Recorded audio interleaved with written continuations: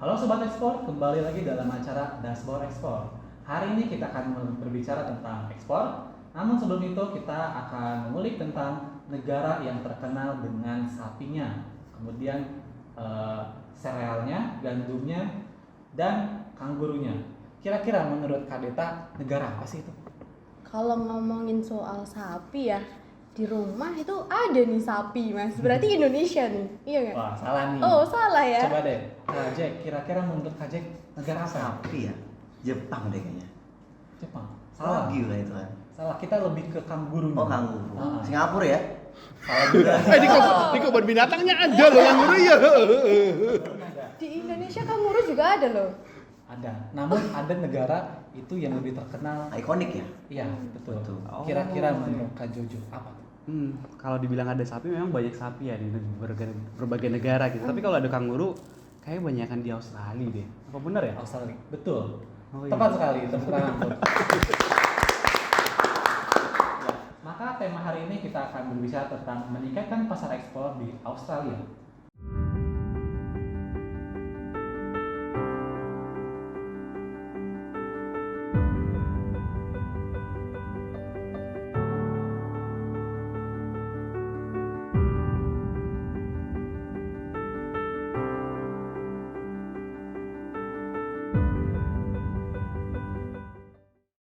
Oke, videonya menarik ya teman-teman. Nah, di video itu ada Pak Handito.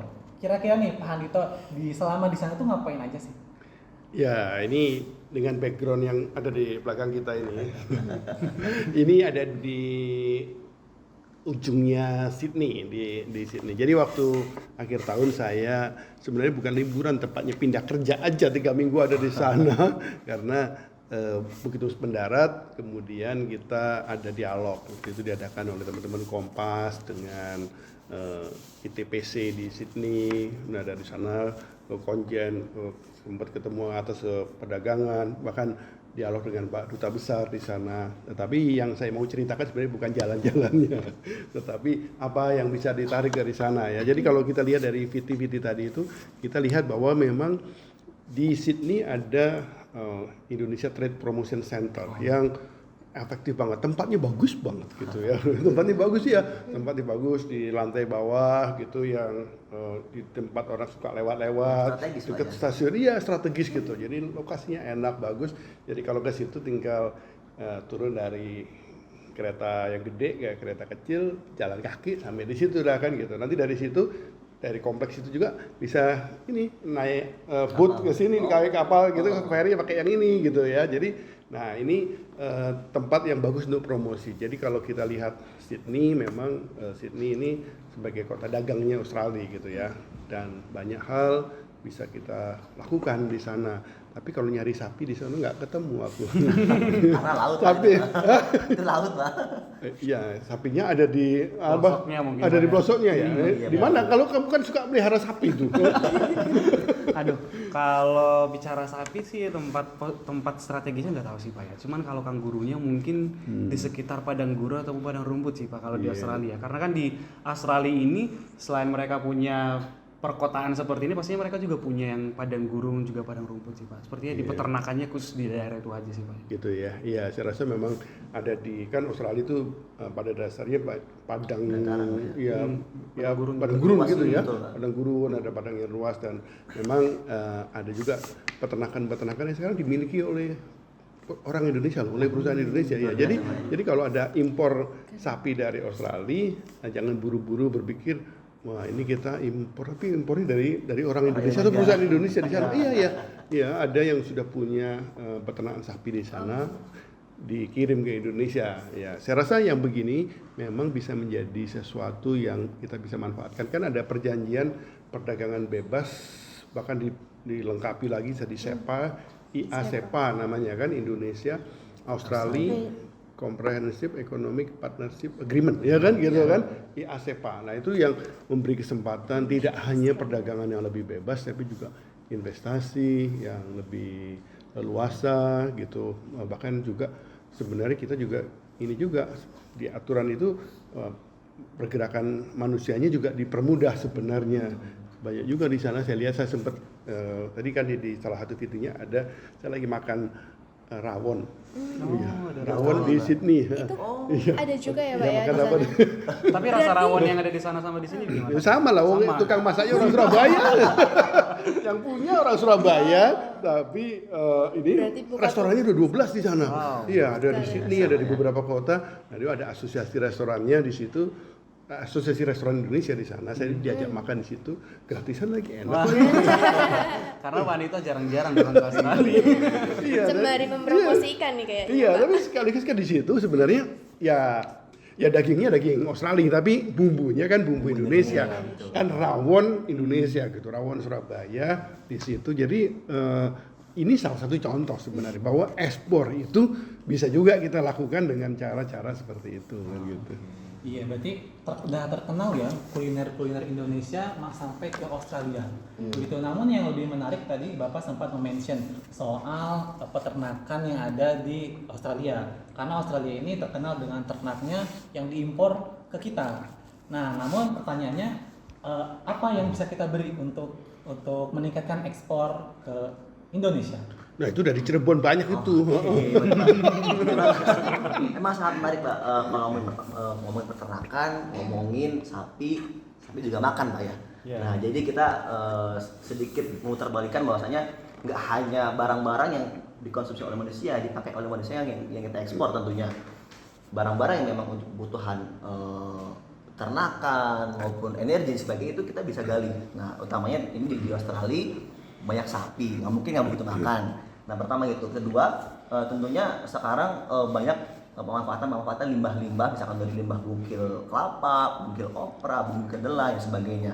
Nah saat ini yang bisa kita jajakan untuk kesana dalam lingkup pasar peternakan itu mungkin dalam hal dalam produk ini bungkil kopra lalu dan bungkil sawit itu yang memang banyak dibutuhkan para peternak bukan hanya di Indo, di luar juga. Namun memang belum semua negara mau dan ingin menggunakan bungkil kopra, tapi tidak sedikit negara-negara yang sudah ingin menggunakan tersebut, karena kalau ada permintaan bungkil kopra pun atau bungkil sawit pun itu nggak sedikit Kak, itu bakal banyak banget, puluhan ribu ton. Karena apa? Karena emang itu untuk skala industri besar Pak. Ya, dan ini tapi gini, kalau soal sapi dikasih makan bungkil tadi, itu tergantung negaranya. Soalnya Betul, Pak. mungkin sapinya ada yang suka bungkil kelapa, ada yang enggak. Iya, Kayaknya betul, ya, betul. kayak kalau setahu saya kalau di Australia misalkan itu banyakan sapinya dikasih makannya rumput.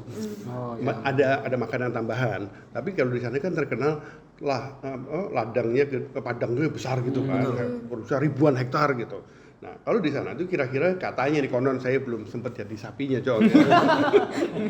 katanya pengusaha Indonesia yang buka di sana, enak kalau bikin peternak sapi di sini, dia bilang gitu. Karena Nggak modal. hari ini ditaruh di sini kaplingnya gitu kan. Nah, kasih makan di situ, bukan rumput yang udah tinggi kan gitu kan. Mungkin kasih makanan tambahan yang makanan itulah olah. pervitaminnya tadi diolah. Tapi nanti udah habis di sini, ditutup ini pagernya. Dia suruh pindah ke sebelahnya. Tembakin, dar, pindah dia ke sana kan gitu kan. Nggak usah pindah sendiri dong, kalau ada makanan, jadi tutup gitu. Nanti udah habis itu pindah lagi ke sebelahnya. Nanti sampai habis itu udah tumbuh lagi dari jadi Siklus, Pak, ya? iya, jadi rumputnya Nggak pernah habis ya? nggak pernah habis, maksudnya diatur begitu karena dia luas begitu. Tapi itu sebenarnya memberi contoh gitu ya, bagaimana kita harus ambil intisarinya itu adalah bagaimana kita mengefisienkan pengelolaan kita kan. Jadi nggak usah diangkut-angkut kan, selama ini kan kalau di Boyolali, di Sragen gitu kan, kalau melihara sapi Iya. cari rumput, kasih makanin ke ini, sapi makan, bukan kamu jadi sapinya, maksudnya, iya. Tapi kalau di sana kagak, sapinya disuruh pindah-pindah sendiri gitu, jadi nggak ada ongkos angkut, efisien kan gitu. Nah ini hal-hal begini perlu kita juga pelajari, bagaimana membuat supaya produk kita juga jadi bagus gitu. Tapi saya tadi lemparin ke Jack, sebenarnya Cirebon ini kan setahu saya kalau Cirebon itu kan banyak kapal-kapal kayak begini ya, kapalnya beda tapi ya. Beda Pak. Hah? Beda. Oh ya, kapal nelayan gitu ya. Betul, tapi itu lebih ke Indramayu sih Pak. Oh Indramayu ya. Iya, Oh Indramayu. kalau Cirebon ada terasinya tapi. Ada Pak, betul. Iya. Betul. Nah kenapa saya ceritain soal yang Cirebon tadi? Pada saat saya di sana di Australia sempat mampir ke Sydney Fish Market ya. Ya makan lah ya kan. Gratis, Tapi makannya gratis, tapi sebelumnya sudah dibeliin. Bayar, Pak. ada pasar ikan gitu. pasar ikan masih ada di sini katanya, negara modern. Oh, malah pasar ikan namanya fish market itu rame banget kan gitu kan. Seringkali kalau kita ke situ harus nunggu, ngantri gitu. Berarti beda ya Pak sama pasar ikan yang di Indo gitu? Ya Atau di sono nggak ada tetap ikan tongkol kayaknya. Ikan tongkol asin tuh loh. Ikan pedasin tuh kayaknya juga ada ya. Ikannya yang besar-besar ya Pak? Ada yang besar, tapi ada yang kecil juga sebenarnya. Tapi yang menarik begini, Asar. Jadi waktu di situ tuh kan ikan dipasarkan di situ. Saya lihat ikannya macam-macam dari mana-mana. Saya duga saya ini nggak semuanya ikan dari Australia. betul. Ini jangan-jangan dari Cirebon ini. Iya karena macam-macam gitu. Betul. Iya, jadi artinya begini, kalau kita lihat ada fish market di Sydney gitu atau di mana lagi, itu bukan berarti semua barangnya ada di Sydney. Kan namanya market, pasar itu kan barangnya bisa dari mana saja kan. Nah itu bisa berasal dari mana-mana. Karena kenapa saya gitu, saya curiga di situ banyak lobster banget. Di Australia ada lobster ya, tapi kan nggak banyak dia kan gitu. Indonesia punya lobster banyak kan gitu. Jadi feeling saya nggak sempat nanya sama orangnya yang jualan, orang banyak banget itu ikannya, lobsternya begitu tadi seperti kita lihat di gambar tadi. Feeling saya ini ada sebagian lobster yang dibawa dari luar negeri dari situ, mungkin dari Pasifik juga bisa gitu ya, dari negara-negara Pasifik gitu. Artinya, nah kalau kita lihat pasar, kita juga harus melihat seperti itu. Kita lihat pasar itu jangan selama ini mikir, itu pasti semuanya dalam negeri, belum tentu. Bisa juga dari negara-negara lain gitu. Nah ini yang terkait dengan itu tadi yang yang fish market tadi ya, yang di Cirebon tapi dijadiin terasi ada juga ya. Banyak sekali Pak itu. Dan kalau Cirebon tuh kalau nggak pakai terasi nyambel nggak enak Pak. Gitu, Pak. Tapi menarik Pak gini. Maksud saya seperti ini Pak. Jangan sebenarnya tadi kan Pak Adito membahas mengenai fish market di mana itu ya memang ikan yang dibakar, entah itu digoreng dan sebagainya. Tapi kita bisa dilihat bahwasanya ini tempat berkumpulnya orang-orang yang suka seafood, orang-orang yang suka makanan ikan-ikanan. Nah, sebenarnya kita bisa banget taruh aja satu produk, entah itu ikan, kulit ikan dan sebagainya yang memang mungkin berkorelasi Pak ya. Ya orang suka seafood pasti suka ngambil juga, kadang-kadang saya suka gitu. Dan memang kalau orang yang benar-benar suka banget mengenai seafood itu, yang nyemil juga harus ada rasa ikan-ikan gitu Pak. Nah kayak gitu. Tapi Kak Azhar, kira-kira kan tadi Pak Hani itu membahas mengenai ikan, peternakan dan sebagainya. Tapi saya mau tahu nih, kira-kira dari Australia dan Indonesia sendiri itu produk-produk apa aja sih yang memang sangat berpotensial, mungkin 5 terbesar atau sebagainya gitu Pak? Ya mungkin juga untuk produk-produknya memang yang kita lihat di Indonesia yang memang bisa disuplai sama Indonesia ke Australia ini antara lain adalah produk kayu seperti yang ada di Cirebon juga ya. Kayu yang udah diolah tentunya, misalnya dalam bentuk kerajinan. Jepara juga ada ya.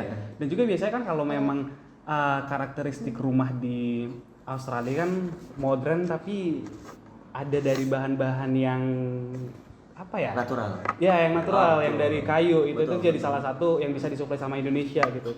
Dan juga kita bisa suplai dari segi pupuknya juga. Pupuk buat apa? Ya. Karena kan di Australia ini selain peternakan juga mereka punya pertanian sendiri yang sudah masuk ke fase yang modern gitu ya. Jadi Indonesia juga bisa masuk ke dalam produk-produk pupuk itu di Australia seperti itu. Oke. Boleh nggak Kak nih saya nanya ke Pak Andi? Boleh. Ya kan Bapak akhir tahun kemarin itu kan sempat ke sana ya Pak ya. Kalau tadi ngobrolin soal kayu kayak gitu ya. Kalau perihal rotan itu gimana Pak di sana? Banyak juga atau? Sepertinya Australia bukan menghasil rotan, tetapi apakah ada rotan-rotan dari luar negeri yang dibawa ke Australia? Saya sempat di sana itu lihat ada Paddy's Market gitu ya. Paddy's Market itu pasar tradisional gitu yang isinya barang-barang kerajinan gitu lah. Ya. Pokoknya oleh-oleh souvenir lah, kaos juga ada, baju juga ada. Nah, rotan-rotan itu sepertinya saya nggak memperhatikan khusus, tapi ada di situ tuh. Jadi ada juga kelompok-kelompok konsumen yang kangen pada produk-produk rotan.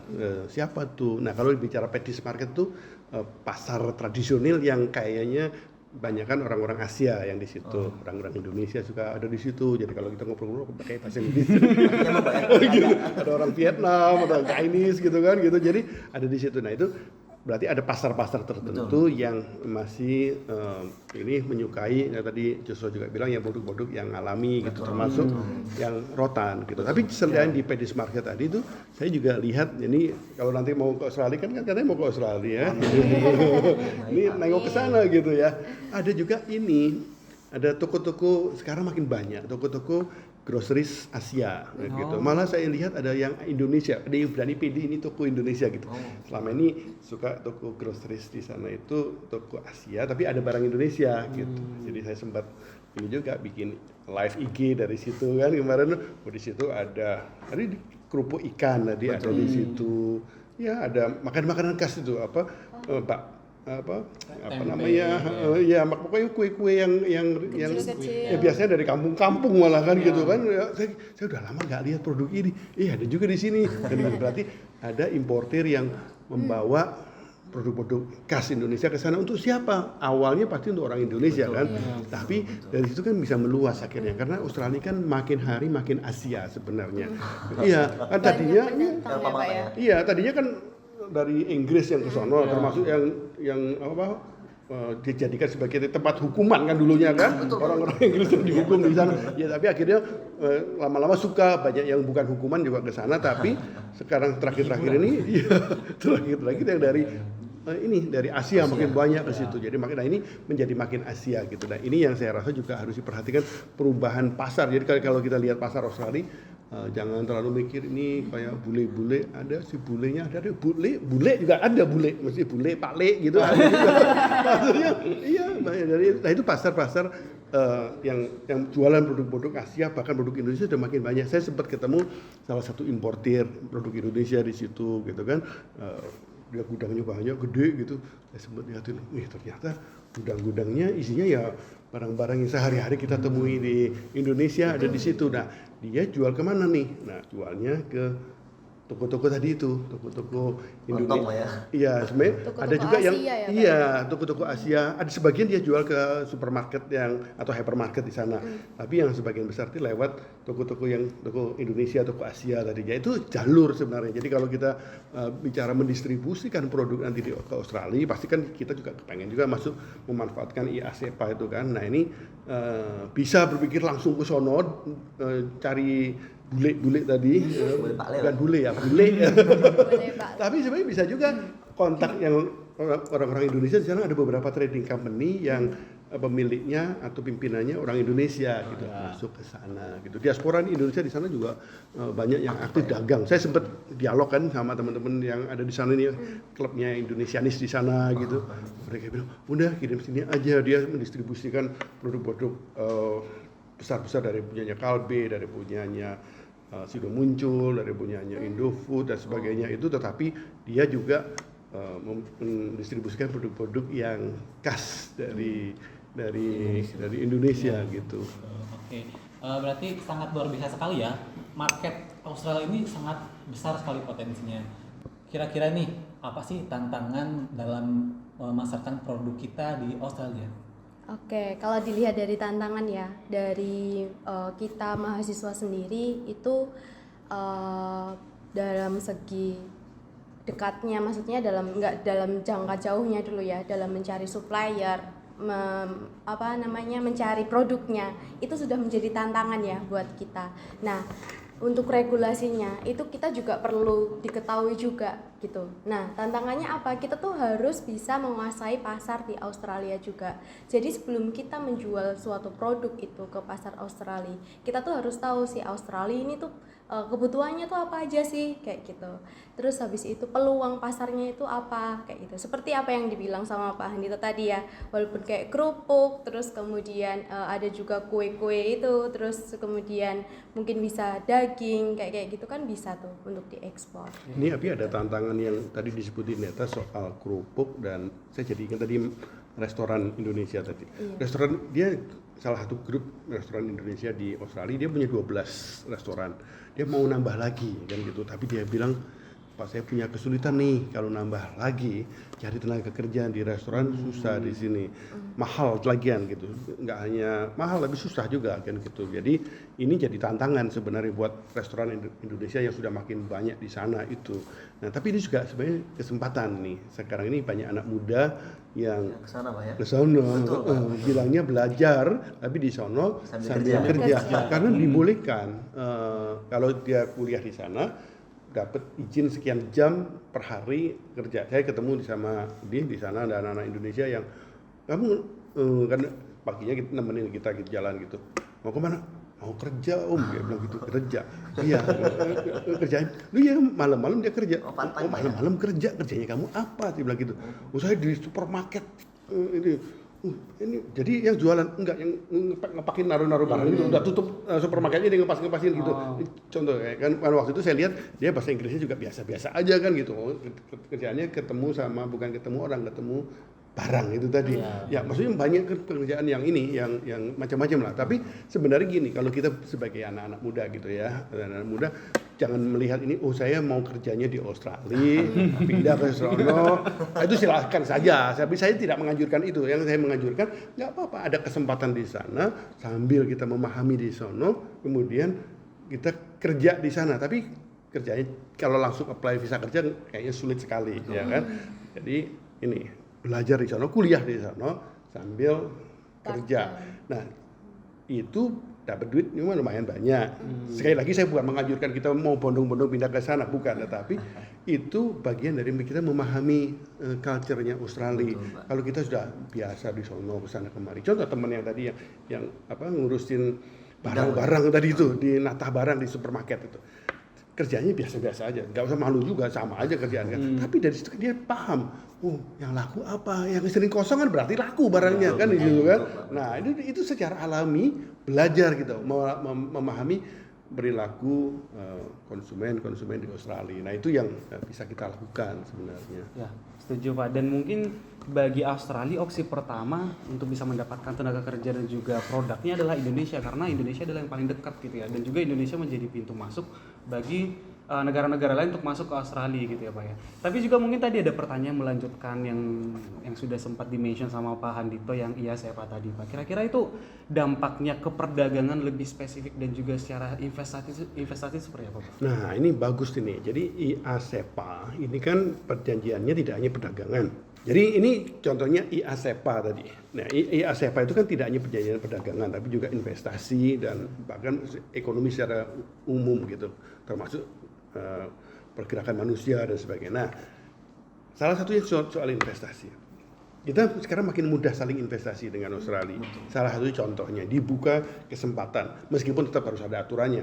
Sekarang diboleh kita buka toko, apa toko ekspor kita buka di sana aja ya, toko ekspor Indonesia ya, buka di sana. Boleh tuh Pak, perlu direalisasikan. Iya. Kan peluangnya tinggi. Iya.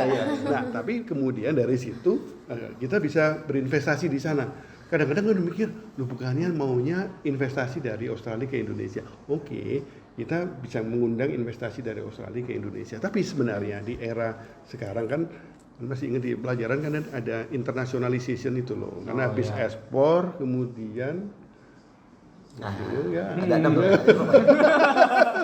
kan kita bikin warehouse sama ini Ada assembling di sana, assembling di sana, ya, betul. terus kita bikin unit kemasan di sana gitu. Nanti suatu ketika bisa aja bikin joint venture di sana, bahkan kalau suatu ketika mau foreign direct investment juga nggak apa-apa.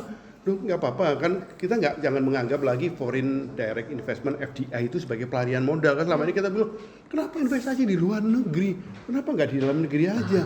Loh kalau kita berinvestasi di luar negeri sebagai orang Indonesia, sebagai perusahaan Indonesia, itu pasti kan dalam rangka membuka jalur distribusi buat kita, jalur bisnis buat kita. Kalau kita buka toko di sana, investasi kan kita di sana, tetapi kan itu sebenarnya membuat produk-produk Indonesia lebih lancar masuk di sana kan gitu. Dan itu yang waktu diskusi dengan Pak Dubes, Pak Siswo, beliau pemikir yang hebat gitu, dosen juga gitu di sana ya, dosen kehormatan di universitas di Canberra, tetapi juga kan beliau punya pengalaman banyak gitu tentang bagaimana memanfaatkan perjanjian perdagangan bebas Indonesia Australia, bagaimana meningkatkan diplomatik.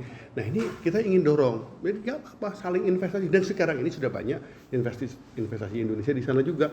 Yang tadi buka peternakan sapi tadi ada di sana, ada yang sudah punya tambang. Oh ya di Australia, iya, iya. Jadi kita ini jadi orang Indonesia sekarang nggak boleh inferior lagi. Kita harus jadi manusia Indonesia yang Menarik, superior. menarik. Kita ini sudah menuju menjadi 5 besar ekonomi dunia kan gitu. Kita nggak jadi anak bawang lagi di dunia. Kita harus jadi juara di dunia. Itu yang perlu Gitu. kita ketahui Pak ya. Sekarang udah besar ya Pak Indonesia ya, maka kita juga harus jiwanya semakin besar.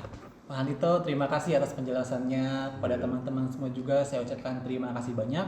Mudah-mudahan obrolan ini, diskusi ini menjadi penyemangat untuk kaum muda agar sama-sama kita bisa ekspor memaksimalkan potensi di Indonesia.